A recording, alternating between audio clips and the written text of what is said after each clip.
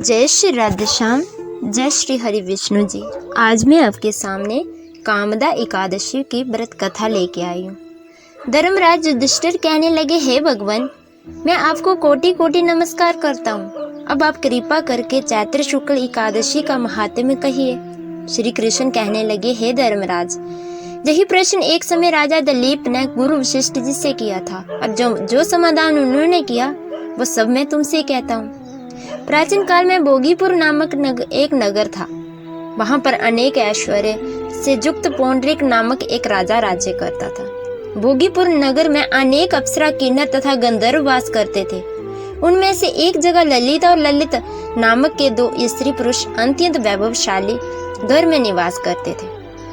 उन दोनों में अत्यंत स्नेह था, यहाँ तक कि अलग अलग हो जाने पर दोनों व्याकुल हो जाते थे।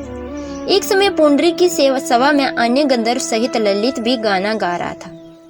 गाते गाते उसको अपनी प्रिय ललिता का ध्यान आ गया और उसका स्वर भंग होने के कारण गाने का स्वरूप बिगड़ गया। ललित के मन के भाव जानकर कर्कट नामक नाग ने पद भंग होने के कारण राजा से कह दिया।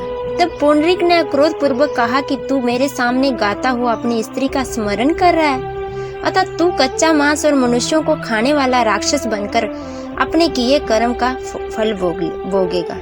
पुंडरीक के श्राप से ललित उसी क्षण महाकाय विशाल राक्षस हो गया। उसका मुख अत्यंत भयंकर, नेत्र सूर्य चंद्रमा की तरह प्रदीप्त तथा मुख से अग्नि निकलने लगी।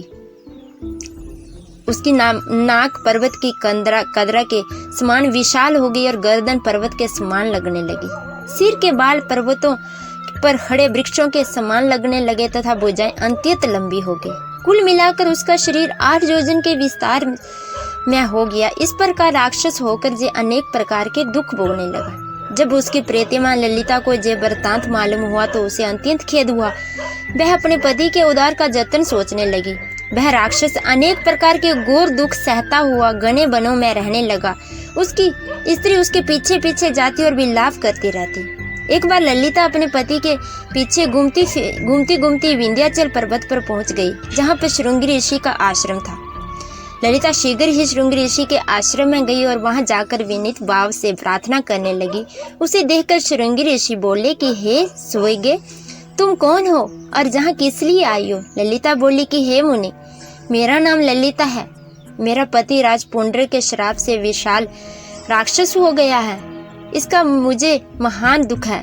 इसके उद्धार का कोई उपाय बतलाइए। श्रृंगी ऋषि बोले, हे गंधर्व कन्या, अब चैत्र शुक्ल पक्ष एकादशी आने वाली है। इसका नाम कामदा एकादशी है। इसका व्रत करने से मनुष्यों के सब कार्य सिद्ध होते हैं। यदि तू कामदा एकादशी का व्रत कर उसके पुण्य का फल अपने पति को दे तो वह शीघ्र ही राक्षस जोनि से मुक्त हो जाएगा और राजा का श्राप भी अवश्य शांत हो जाएगा।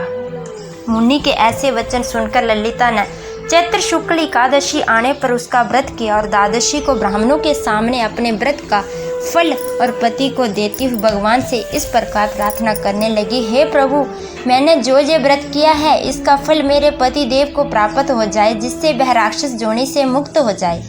एकादशी का फल देते ही उसका पति राक्षस योनि से मुक्त होकर अपने प्राणी स्वरूप को प्राप्त हुआ। फिर अनेक सुंदर वस्त्र भूषणों से युक्त होकर ललिता के साथ विहार करने लगे। उसके पश्चात वे दोनों विमान में बैठकर स्वर्ग लोक को चले गए। वशिष्ठ मुनि कहने लगे कि हे राजन, इस व्रत को विधि पूर्वक करने से समस्त पाप नाश हो जाते हैं तथा राक्षस आदि की योनि भी छूट जाती है। संसार में इसके बराबर कोई और दूसरा व्रत नहीं है।